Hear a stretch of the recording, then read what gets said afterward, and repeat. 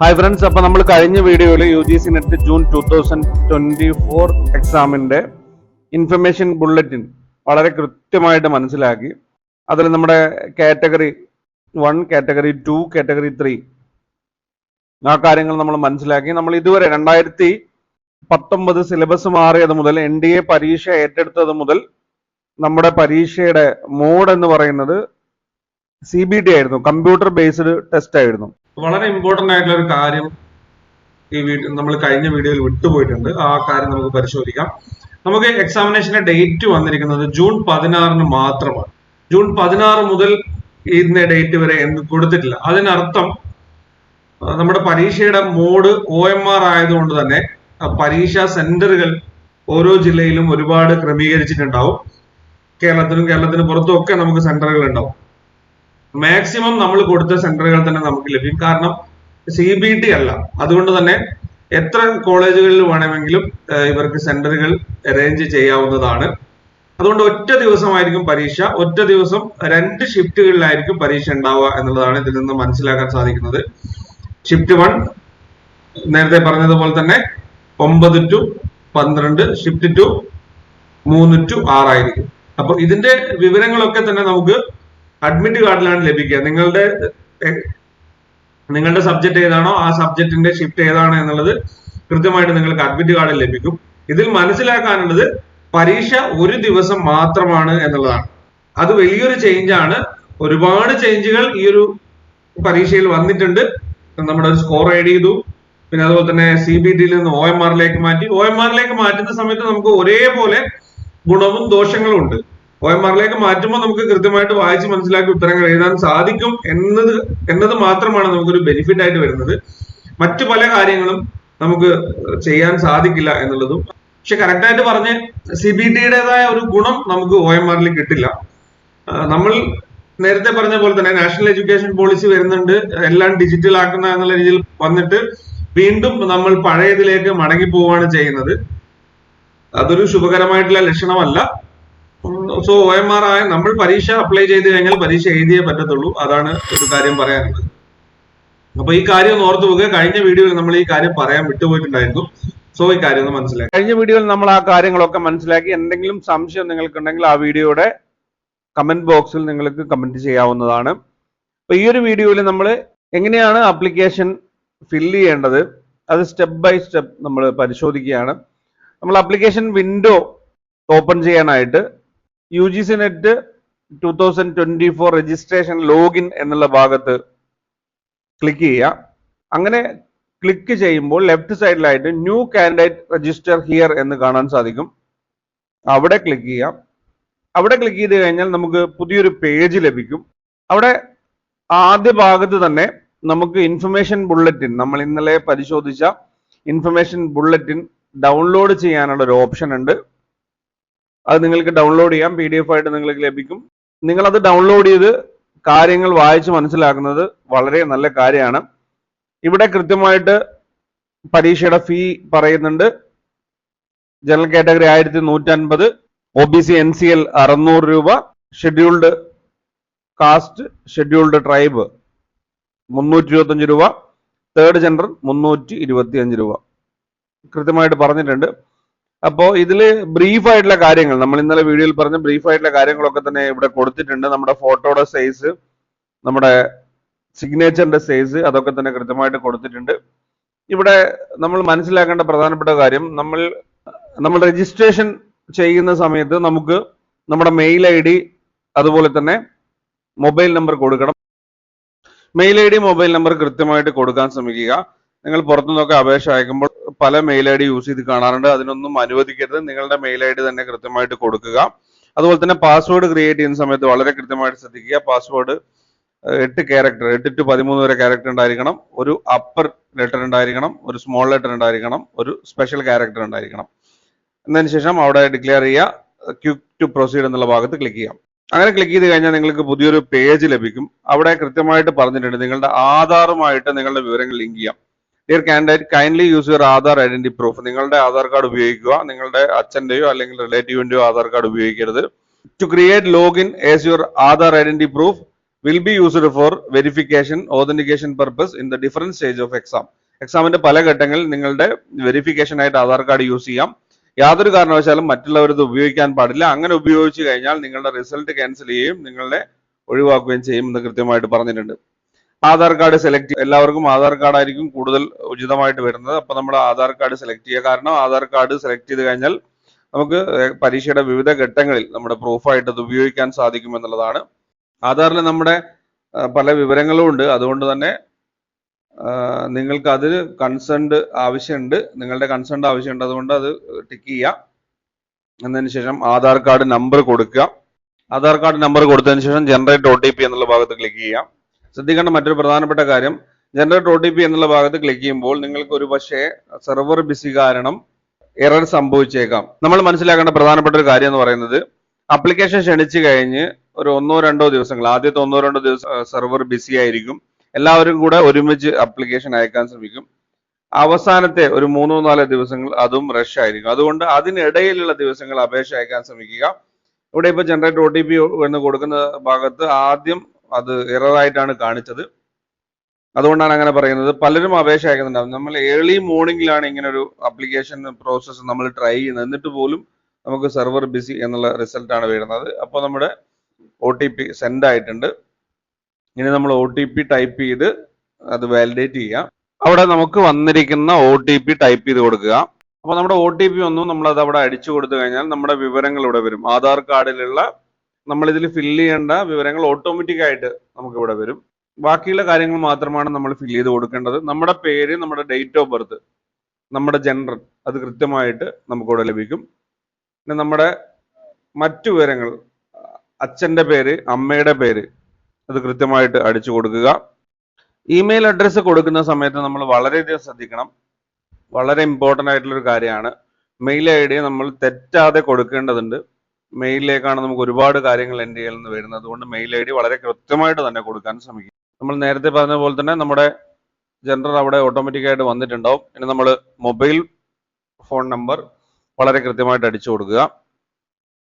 Alternative mobile നമ്പറിൻ്റെ കൊടുക്കുക, അതിൻ്റെ ആവശ്യമില്ല. അത് നിങ്ങളുടെ കയ്യിൽ ഉണ്ടെങ്കിൽ കൊടുത്താൽ മതി. നാഷണാലിറ്റി ഇന്ത്യൻ, ഐഡൻറ്റി ടൈപ്പ് നമ്മൾ കൊടുത്തിരിക്കുന്നത്.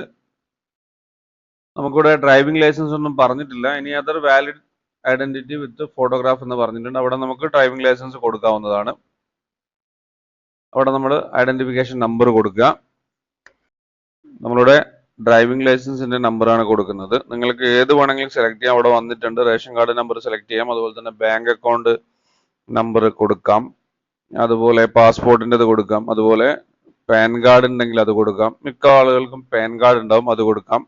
ആധാർ കാർഡും പാൻ കാർഡും കൊടുക്കുന്നതായിരിക്കും കുറച്ചും കൂടെ സൗകര്യമായിട്ട് വരുന്നത്. പിന്നെ നമ്മുടെ വീട്ടുപേര് കൊടുക്കുക. വിത്ത് നമ്പർ കൊടുത്തു കഴിഞ്ഞാൽ കൂടുതൽ ഉപകാരപ്പെടും. സ്റ്റേറ്റ് സെലക്ട് ചെയ്യാം. നമ്മുടെ ജില്ല സെലക്ട് ചെയ്യാം. പിൻകോഡ് അടിച്ചു കൊടുക്കുക. നിങ്ങളുടെ പെർമനന്റ് അഡ്രസ്സിൽ എന്തെങ്കിലും വ്യത്യാസങ്ങൾ ഉണ്ടെങ്കിൽ അത് നിങ്ങൾക്ക് ഇവിടെ ടൈപ്പ് ചെയ്യാം. സെയിം ആണെങ്കിൽ സെയിം അഡ്രസ്സ് തന്നെ കൊടുക്കുക. ഇനിയാണ് പാസ്വേഡ് ക്രിയേറ്റ് ചെയ്യേണ്ടത്. പാസ്വേഡ് ക്രിയേറ്റ് ചെയ്യുമ്പോൾ നമ്മൾ നേരത്തെ പറഞ്ഞതാണ്, 8 അതിലധികമോ, അതിലൊരു അപ്പർ ക്യാരക്ടർ, ഒരു സ്പെഷ്യൽ ക്യാരക്ടർ. ഓക്കെ, പാസ്വേഡ് ഇതിലേക്ക് കൊടുക്കുന്ന സമയം തന്നെ കൃത്യമായിട്ട് ഒരു സ്ഥലത്ത് എഴുതി വെക്കുക. അല്ലെങ്കിൽ നിങ്ങളുടെ മൊബൈൽ നോട്ട് ചെയ്ത് വെക്കുക. അത് മറന്നു പോകാൻ സാധ്യതയുണ്ട്. അതുകൊണ്ടാണ് പറയുന്നത്. നിങ്ങൾക്ക് ഫേവറേറ്റ് ബുക്ക് കൊടുക്കാം. സെക്യൂരിറ്റി ക്വസ്റ്റ്യൻ ആയിട്ട് അവിടെ നിങ്ങളുടെ ബുക്ക് ടൈപ്പ് ചെയ്ത് കൊടുക്കുക. സെക്യൂരിറ്റി പിൻ കൊടുക്കുക.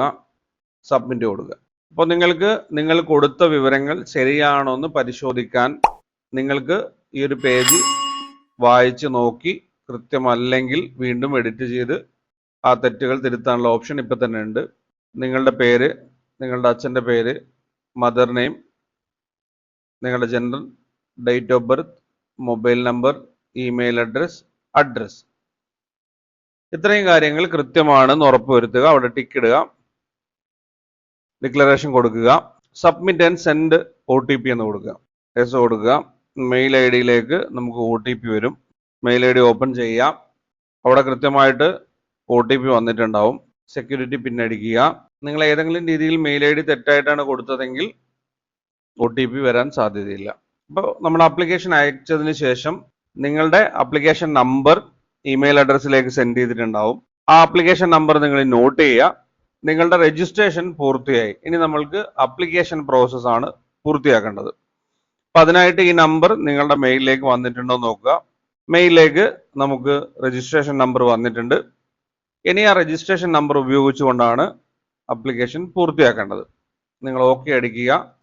അപ്പം നമ്മൾ നേരത്തെ സ്റ്റാർട്ടിങ്ങിൽ നമ്മൾ എത്തിയ ആ പേജ് തന്നെയാണ് ഇപ്പോൾ ഇരിക്കുന്നത്. അവിടെ നിങ്ങളുടെ അപ്ലിക്കേഷൻ നമ്പറും നമ്മൾ നേരത്തെ ജനറേറ്റ് ചെയ്ത പാസ്വേഡും കൊടുക്കുക. പിന്നീട് ലോഗിൻ ചെയ്യേണ്ടതായിട്ടുണ്ട്. അപ്പോൾ നമുക്ക് ഇങ്ങനെ ഒരു പേജ് ലഭിക്കും. അവിടെ കംപ്ലീറ്റ് അപ്ലിക്കേഷൻ ഫോം എന്നുള്ള ഭാഗത്ത് ക്ലിക്ക് ചെയ്യാം. അങ്ങനെ ക്ലിക്ക് ചെയ്ത് കഴിഞ്ഞാൽ നേരത്തെ നമ്മൾ കൊടുത്ത വിവരങ്ങൾ നമുക്ക് വീണ്ടും കാണാൻ സാധിക്കും. അത് കൃത്യമാണെന്ന് പരിശോധിക്കുക. സെക്യൂരിറ്റി പിൻ അടിക്കുക, എഗ്രി കൊടുക്കുക, സേവ് ആൻഡ് നെക്സ്റ്റ് കൊടുക്കുക. അപ്പോൾ നമ്മൾ അടുത്ത പേജിലെത്തും. അവിടെ നമ്മുടെ കാറ്റഗറി സെലക്ട് ചെയ്യാം. അവിടെ നമ്മൾ കാറ്റഗറി സെലക്ട് ചെയ്യുന്ന സമയത്ത് OBC, NCL, അതുപോലെ തന്നെ ജനറൽ EWS ശ്രദ്ധിക്കേണ്ട കാര്യമാണ്. ജനറൽ EWS നമ്മൾ താലൂക്കിൽ നിന്നാണ് EWS സർട്ടിഫിക്കറ്റ് മേടിക്കേണ്ടത്. അപ്പോൾ അത് കിട്ടുമെന്ന് ഉറപ്പിച്ചതിന് ശേഷം മാത്രം ആ ഒരു ഭാഗം സെലക്ട് ചെയ്യുക. നമ്മൾ എല്ലാ വർഷവും പറയുന്നതാണ്, പലരും തെറ്റിക്കാറുണ്ട്, അതുകൊണ്ടാണ് എടുത്തെടുത്ത് പറയുന്നത്. അതുപോലെ തന്നെയാണ് OBC, NCL ഉം. OBC, NCL നമ്മൾ വാങ്ങിക്കേണ്ടത് തഹസിൽദാരുടെ കയ്യിൽ നിന്നാണ്, താലൂക്ക് ഓഫീസിൽ നിന്നാണ്. സോ അത് ലഭിക്കുമെന്ന് ഉറപ്പുണ്ടെങ്കിൽ മാത്രം OBC, NCL സെലക്ട് ചെയ്യാം.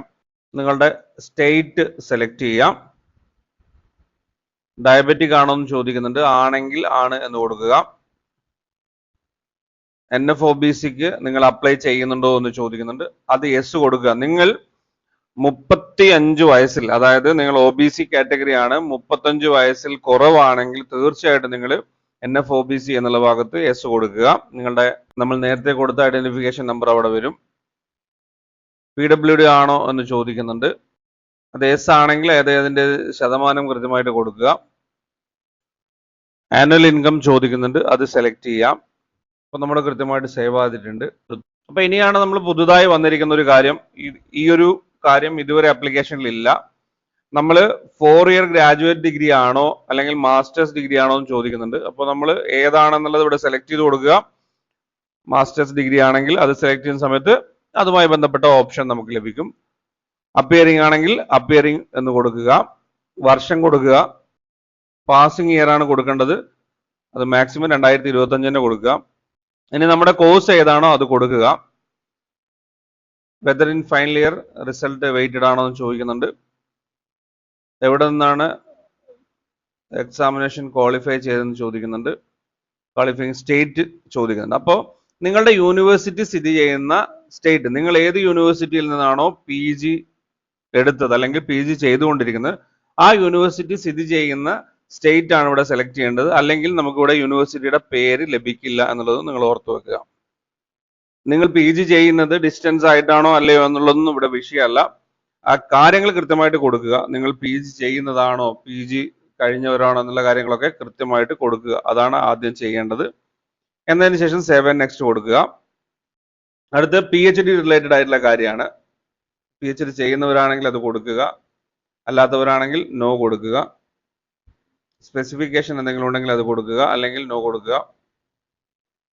ഏതെങ്കിലും രീതിയിലുള്ള റിസർച്ച് എക്സ്പീരിയൻസ് നിങ്ങൾക്ക് PG ചെയ്യുന്ന സമയത്തുണ്ടെങ്കിൽ അത് കൊടുക്കുക. എക്സ് സർവീസ്മെൻ അത് ഉണ്ടെങ്കിൽ അത് കൊടുക്കുക. ഇല്ലെങ്കിൽ നമ്മൾ കോഡ് ടൈപ്പ് ചെയ്ത് അടുത്ത പേജിലേക്ക് പോവാം. എഗ്രി കൊടുക്കുക, സേവ് ആൻഡ് നെക്സ്റ്റ് കൊടുക്കുക. അപ്പോൾ അഡീഷണൽ ഡീറ്റെയിൽസും കൂടെ നമ്മൾ ക്ലിയർ ചെയ്തു. ഇനിയാണ് നമ്മൾ അപ്ലൈ ഫോർ എന്നുള്ള ഭാഗത്ത് ക്ലിക്ക് ചെയ്യാം.